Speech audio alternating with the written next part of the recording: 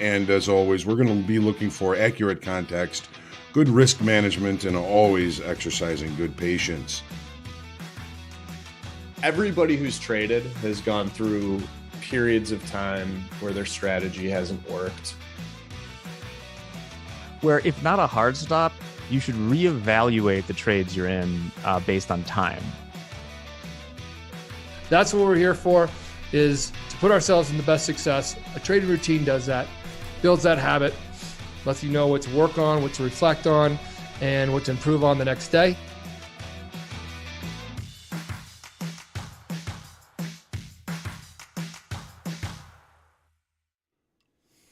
Good afternoon, ladies and gentlemen. Welcome to the market recap. I used the wrong template. It says market forecast. No, it's not 7:45 in the morning. My name is Jen Hoagland. Thanks for trusting me with your time. It must be Monday. Well, synthetic Monday. Usually these things do happen to me on Mondays. So, but no biggie, no biggie. We're here. Hope you had a good trading day. Thank you for joining me for Make Hoag Money. We had a rough day in Make Hoag Money. We did recover a lot of those losses on that move back to the upside. And I made sure and kind of trimmed some of those losses from us today. But that's trading, man. That's trading. As always, make sure you hit the lucky like button, share, comment, question, feedback, heckling, and love are always welcome on the recap. Again, hopefully you had a good trading day. Crude oil, a two-sided auction, really keeps price close to the weekly kickoff low. No decisions made in crude oil this afternoon or this morning. The E-mini S&P puts in a normal trading day. Very, very rare do we see a normal trading day.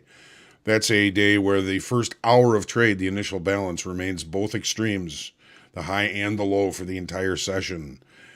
The NASDAQ did the same thing, although it did hit its head and shoulders target we were looking at this morning on the market forecast. We'll see that when we go through it on the charts here. Gold, short time frame balance remains, still kind of pushing to the downside though. Euro, the strong dollar keeps the selling pressure on the euro. I heard that today the British pound reached its lowest level in decades against the U.S. dollar. The 10-year continuing at higher rates.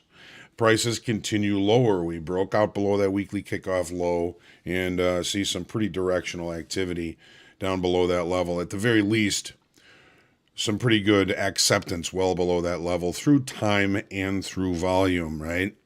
And the natural gas price finds acceptance below weekly kickoff low and accelerates even after the close. So pretty interesting situations in a lot of these markets, and there's always interesting things going on.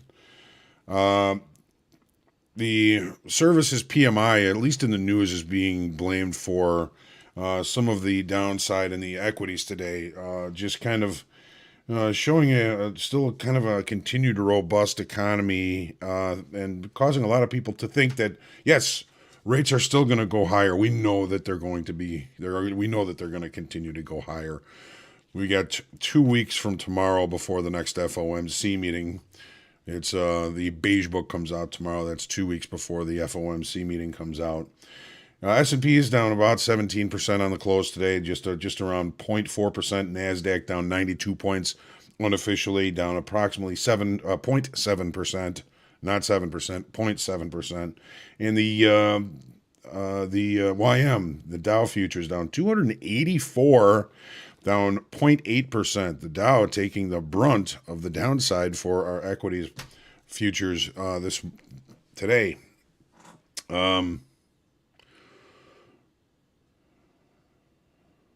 To say good afternoon to everyone. Good afternoon, Vince. Good afternoon, DA George. Where is Lacey? She's over there on the floor looking at me like, are you yakking again? I think she kind of likes it. She kind of just sits at my feet and listens to me talk all day long. Heckle Matters, good afternoon. Jan R. Messed up this morning. I was wondering about price action today. It looked a little more volatile than usual. Well, depending on what market you're trading, the range for the S&Ps was certainly indicating some volatility, but that volatility certainly seems to have dried up by the end of this session. We did end up with the volatility index, the VIX, holding about where it started this morning. Let's see. Let's take a look here. 25.6, 26.8. So, yeah, up another point. Finishing the day about 5.18% higher. Usually happens on down days. And initially the trying to kind of think about that first hour, that first half hour or hour. Initially, it didn't seem that confident. And then we put in a pretty big initial balance. So I don't think it was more volatile than usual. And if it was truly volatile, we wouldn't have ended up with a normal trading day. So we'll take a look at that on the charts, and we'll see if we can't kind of look at our expectations as far as volatility was concerned today. Whenever the market goes lower, you can expect a little bit higher in VIX, a little bit higher volatility. That's the kind of fear factor in and around these markets. Dan Trader, good afternoon. Hope you had a good day as well. You know what? I was really patient in my own trading today. We got a little bit, I think, impatient in Make Hogue Money. That cost us a little bit. I did recover some of those for us from Make Hogue Money, but I ended up having a pretty decent day. And if we had the roadmap that it was going to be a normal trading day, those days were always some of the best trading days because you have really defined extremes with which to look for opportunities. We're going to go into the charts now, and we're going to take a look and see. We'll start with crude oil, and when we look at the E-mini S&P and the NASDAQ, we'll take a look at what it means when it's a normal trading day, how rare they really are, and if you recognize that it may be a normal trading day, you get a roadmap, again, to kind of print money throughout the day. Let's go ahead and take a look at this. So here's hello, Federico. Here's the daily in crude oil. So really just continuing to kind of drag and maybe try and exhaust some of the buyers that we've found down below this weekly kickoff low here. Just kind of looking at what we were thinking this morning. We thought today that weekly kickoff 86.75 would be in play. I didn't know it was going to close on it. Balance rules still apply. We're not looking for breakouts until we get some sort of acceptance outside of this area of balance and outside of this larger area of balance. Here's the 30-minute chart. So really just a two-sided auction, price looking higher, looking lower, looking higher, looking lower. No real direction in this, and really magnetic towards this weekly kickoff level because it does seem to have closed relatively close to it. There's that 30 bar, so settlement's probably right around 86.90, back above weekly kickoff low. Here are their equities, the S&P and the NASDAQ. So this was our measured move from our head and shoulders. We reached it last Thursday and last Friday. We looked below it today. Looks like we're closing relatively close to where that low is. From last week here, from last week. This day here continues to be a point of contention for longs and shorts. I think that there's probably some longer time frame traders protecting this area if they can. This was the day that the open interest really started to increase on the upside versus on the downside. So I'll be watching this area, and it's one of the things that I think caused us to be a little bit too aggressive looking for longs this morning. Here's the 30-minute chart. Okay, so the opening range, that first hour of trade, it contains the entire range from today. Now it's a little bit strange because on certain platforms they run the profiles together. However, not on this platform. Opening range is the high of the session. The market pushes lower. The market continues to rotate, comes all the way back inside the opening range. This was such a cheap short up here that I missed. but still, a decent opportunity. And it offered this opportunity 5 times up here with very cheap risk to take a short up against this level. This was the low of the initial balance. And again, this doesn't happen that often, especially in the equities, where the initial balance, that first hour of trade, envelops the entire range for the day. So what was our range here? We were 44 half down to that. I'm just talking regular trading hours here. 44 half down to 86.75. So approximately 60 point 44 half.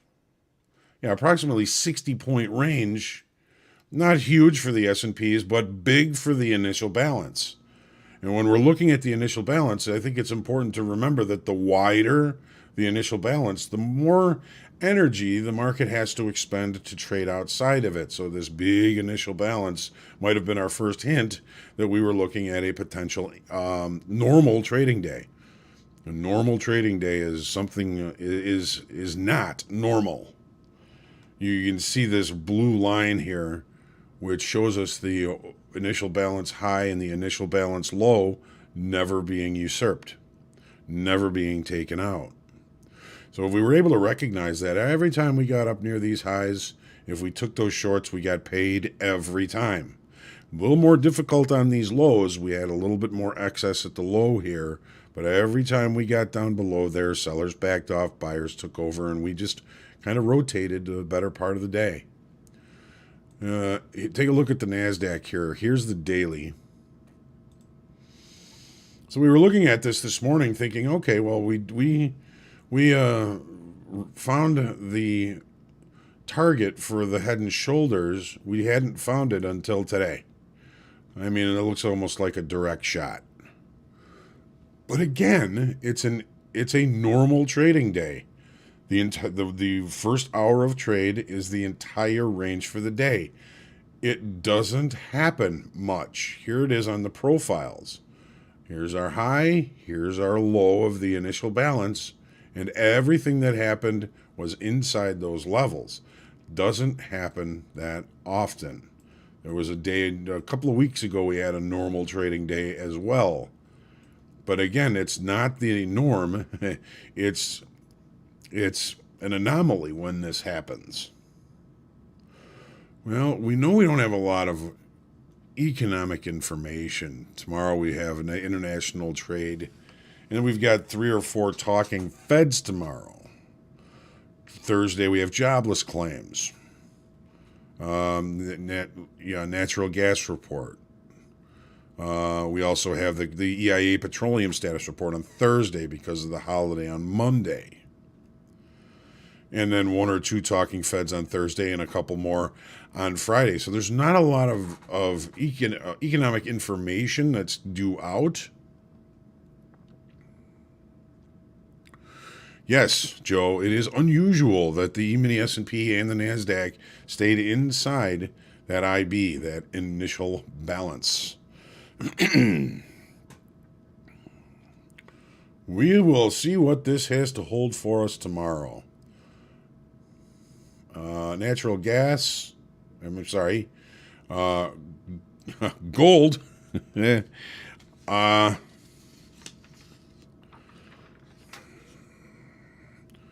We're still kind of watching this swing low for support. We didn't get the opportunity to trade down anywhere near it today, and we're really in a short time frame area of balance here.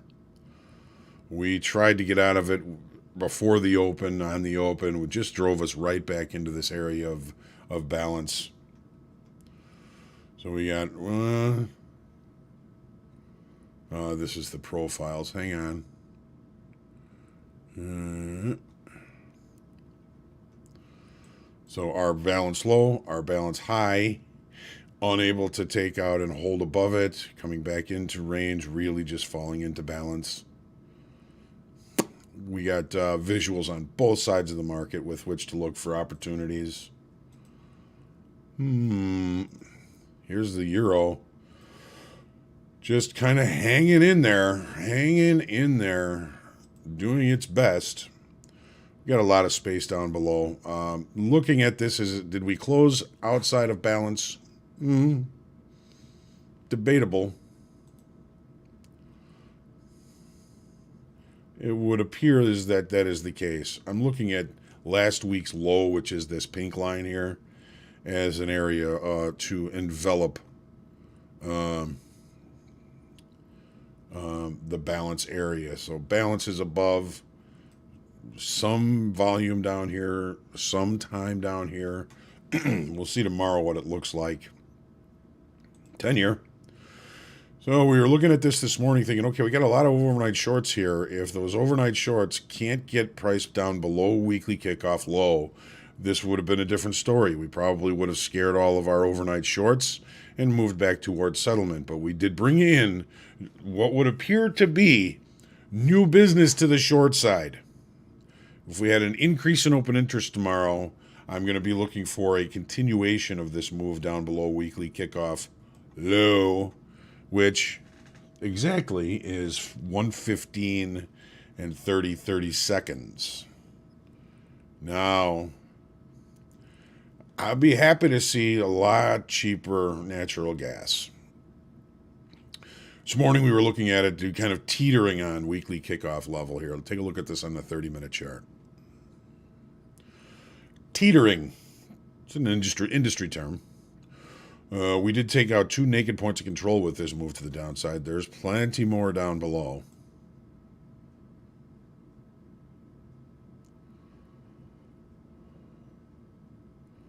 And some acceptance in volume and time down below that weekly kickoff low. So this is going to probably present itself as resistance if price gets back up to that level. So what do you guys think of the new rules or lack of rules, right? No weekly loss limit. You can hold positions into major economic releases, though I suggest really thinking about doing that. If you watched the market, the coach's playbook today, we kind of discussed our thoughts on that, and hopefully you'll find them useful. What am I listening to tonight? We have a birthday, Dolores O'Riordan, lead singer from the Cranberries. Unfortunately, no longer with us.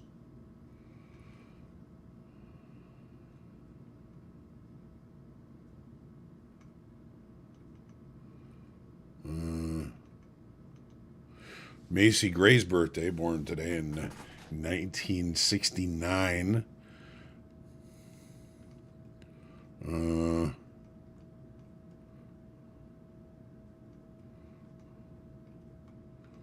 Roger Waters' birthday is today.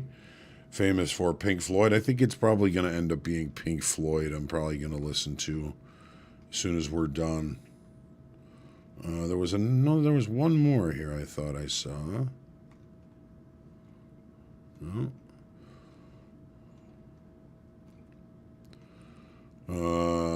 Something kind of interesting, but a little bit sad is in 1970, Jimi Hendrix made his final appearance on this date. The Isle of Fehmarn in Germany. 12 days later, we lost him. Glenn Campbell's 1975 started a 2-week run at number 1 on the U.S. singles chart with Rhinestone Cowboy. He has such better songs than that, though. 1986, Bananarama, number 1 on the singles chart with Venus, a song that was also a number 1 hit for a Dutch group, Shocking Blue, in 1970. 1990, Tom Fogerty died at age 48. Tom Fogerty was, of course, a member of Creedence Clearwater Revival. That could be another one for me to listen to today. 1961, Paul Huachtar, guitarist of A-ha, was born. Seems like he would be younger than that. And there's all kinds of stuff on there, but I won't bore you anymore with that stuff. Yeah, there will never be another Jimmy, that is for sure, Haggle Matters.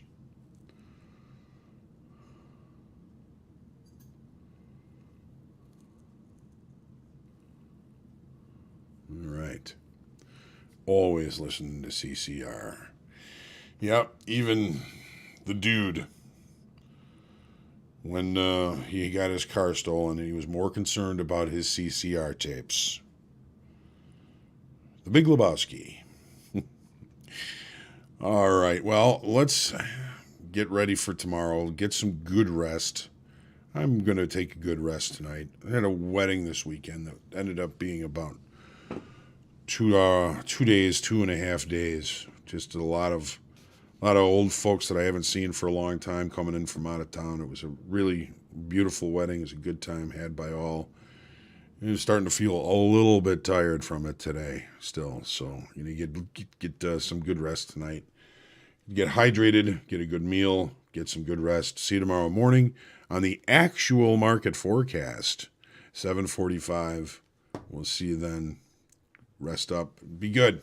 Take care.